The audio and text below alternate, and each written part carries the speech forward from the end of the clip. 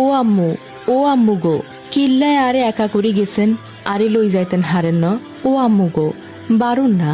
কুমিল্লার লালমাইয়ের মায়ের কবরের সামনে দাঁড়িয়ে এভাবে আহাজারি করে কাঁদছিলেন 12 বছরের ছোট্ট সামিয়া। সামিয়ার মা মারা যাওয়ার পর তার জীবনে যেন অন্ধকার নেমে আসে। বাবা আবার বিয়ে করেন, নতুন সংসার, নতুন মানুষ, কিন্তু সেই নতুন সংসারে সামিয়ার জায়গা আর আগের মতো থাকেনি। স্থানীয়দের ভাষ্য অনুযায়ী সৎ মা প্রায় সামিয়াকে মারধর করতেন, কখনো কখনো তাকে 2 দিন পর্যন্ত ঘরে আটকে রাখা হতো। খাবার, স্নেহ কিছুই পেত না সে। একটি 12 বছরের শিশুর জন্য এটা শুধু কষ্ট না, এটা এক ধরনের নীরব নির্যাতন। সবকিছু সহ্য করতে না পেরে সামিয়া চলে যায় তার মায়ের কবরের কাছে, কারণ সেখানে কেউ বকাঝকা করে না, কেউ মারে না, কেউ তাকে অবহেলা করে না। সে বিশ্বাস করে তার মা এখনো তাকে শুনতে পায়, তাই কবরের পাশে বসে সে মা ডাকে, মাকে ফিরে পেতে চায়।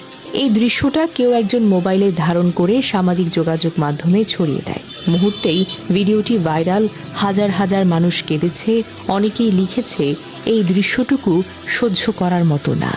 সব সৎমা খারাপ না, কিন্তু কিছু ঘটনা পুরো সমাজকে প্রশ্নের মুখে দাঁড় করিয়ে দেয়। এই পৃথিবীতে মাই একমাত্র মানুষ যে নিঃস্বার্থভাবে ভালোবাসে।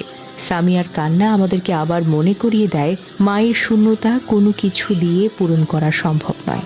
এদিকে ভিডিওটি সামাজিক যোগাযোগ মাধ্যম ফেসবুকে ভাইরাল হওয়ার পর ঘটনাটি আমলে নিয়ে দ্রুত ব্যবস্থা নেন লালমাই উপজেলা নির্বাহী কর্মকর্তা ইউএনও উম্মে তাহমিনা মিতু।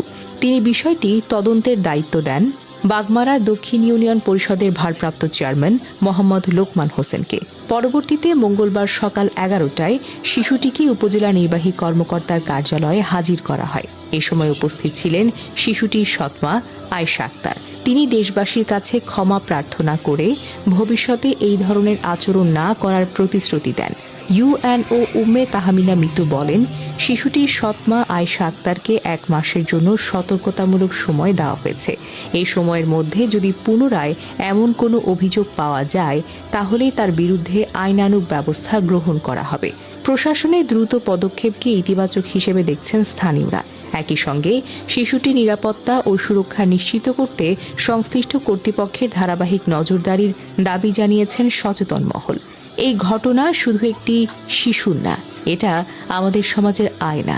যেখানে একটি শিশু নিরাপত্তা পায় না, যেখানে ভালোবাসার জায়গায় আসে নির্যাতন, আমাদের দায়িত্ব এমন শিশুদের পাশে দাঁড়ানো, তাদের জন্য নিরাপদ পরিবেশ তৈরি করা।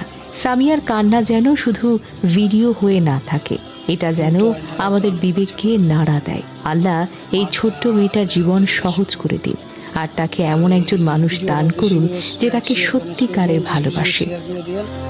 যত পারেন শেয়ার করে দিন, মানুষের কাছে পৌঁছাই দিন, আর বাবার কাছে যাতে ভিডিওটা পৌঁছায় দ্রুতভাবে পৌঁছাই দিন। আল্লাহ হাফেজ।